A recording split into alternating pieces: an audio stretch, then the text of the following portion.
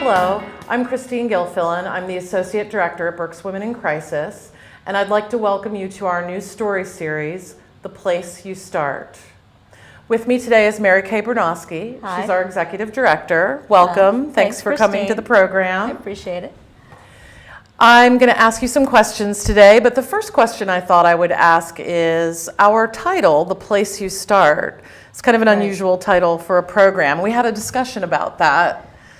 What does that say for you? Well, as is kind of typical of everything we do at Be Awake, we do these things kind of collaboratively. We kind of sit around and talk and try to figure out what might work.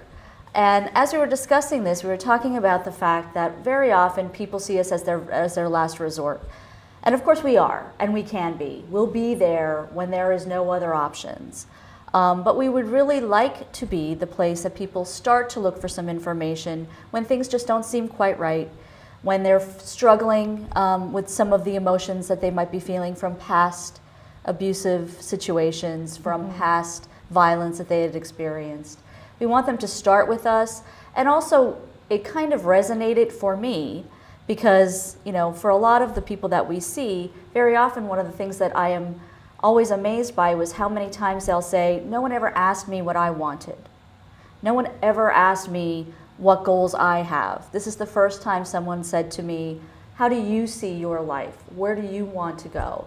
And as you know, we would agree, everyone deserves to be in the driver's seat in their own journey.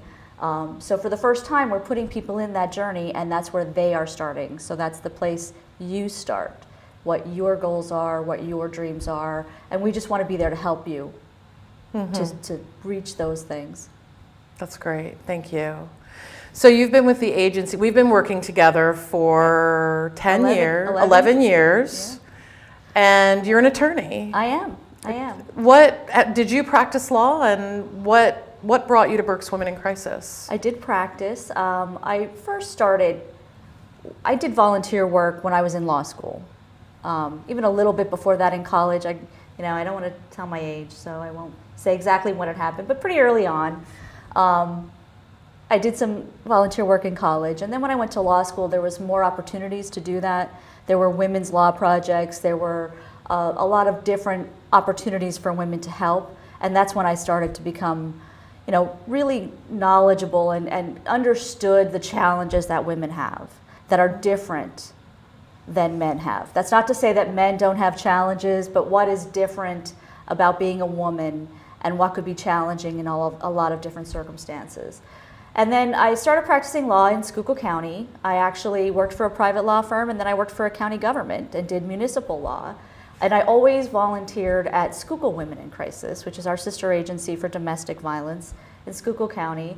I was on the board. I also helped out with their civil legal representation project. And I kind of came to the conclusion that I enjoyed what I was doing as a volunteer more than what I was doing for my paycheck, and decided that I would go back to school and kind of educate myself about management. So I went back to Alvernia and got my master's degree in nonprofit management and community engagement, and looked for an opportunity, and this one just seemed to really fit. I think I was ready, and I think the agency had a transition from a very long-term dynamic executive director that was a little shorter term with someone in that position. So I think it was ready to have me. I agree. And those legal skills, there are so many legal challenges that victims and survivors of domestic violence and sexual assault face. So it's a great bringing together of those skills as well. It's one of the first things that the state did in dealing with the issue of domestic violence was create the Protection from Abuse Act.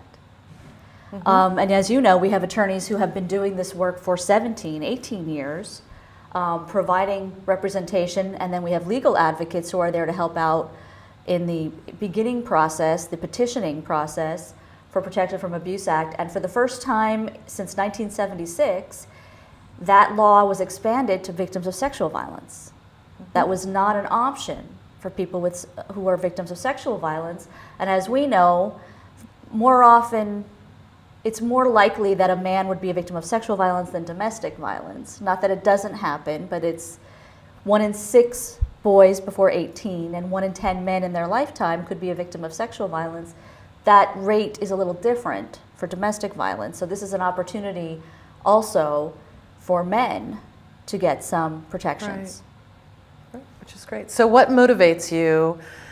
What still motivates you after 11, aside from the legal expertise, what motivates you to continue? Well, I think like a lot of people, my understanding of this issue started when I was young. You know, I had family members who were in relationships that were both physically and emotionally violent. In fact, I just traveled with a friend of mine to my daughter's Real Strong Women's Weekend. She's a member of Alpha Chi, and their philanthropy is domestic violence, and we were talking about our experiences and how that kind of framed this issue for me. And that was back when there really were not a lot of resources. So like a lot of people, it came to me as being very personal. But then when you see how many other people it affects, when you do what we do every day, and you see the breadth of the people, it's not just these people or those people or this kind of person. You know, it affects the broad spectrum of people in our community. It doesn't matter what their education level is, it doesn't matter what their age is, it doesn't matter what their ethnic or racial background is, it doesn't matter what their income level is. This is something that can destroy lives regardless. And we know that there are some people who have a lot of resources, and we help them lean on those resources so that they can use what they already have to create their own safety plan. And sometimes we have people with no resources.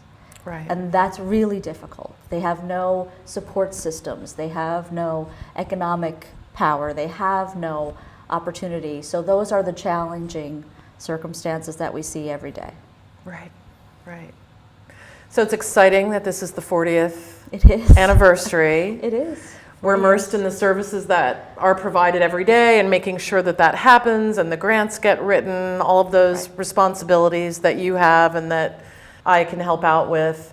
But it's exciting to have the 40th anniversary because we have a chance to get out in the community and do some educational programs. So I would encourage people to visit our website to see what those programs are. Absolutely. But are you excited about the 40th anniversary? I am. I mean, I think one of the hallmarks of Berks Women in Crisis is that we are a community organization.